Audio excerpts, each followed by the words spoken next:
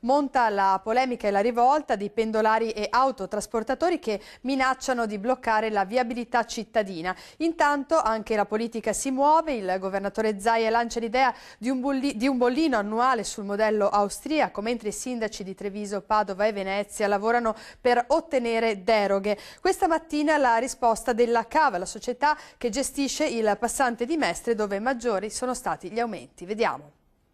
Una difesa perché a fare la parte di quelli che hanno applicato i rincari più alti non ci sta. E un piano per renderli meno pesanti per il futuro, questi rincari.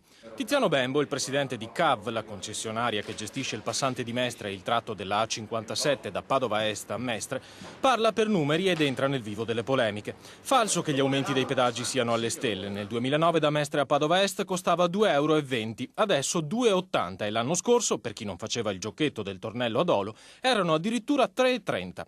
Il costo reale per chilometro è di 6 centesimi su tutto il passante, in linea quindi con la media nazionale.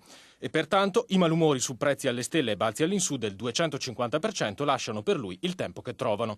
Il problema semmai è che CAV, per sua ragione sociale, deve ripagare i costi del passante e lo deve fare entro il 2032, quando scade la concessione.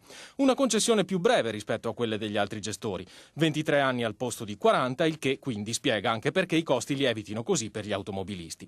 Cosa fare quindi? La società, spiega il presidente, sta lavorando su due fronti. Il primo, chiedere una proroga al Ministero della concessione fino al 2049. Se ne saprà di più a fine anno.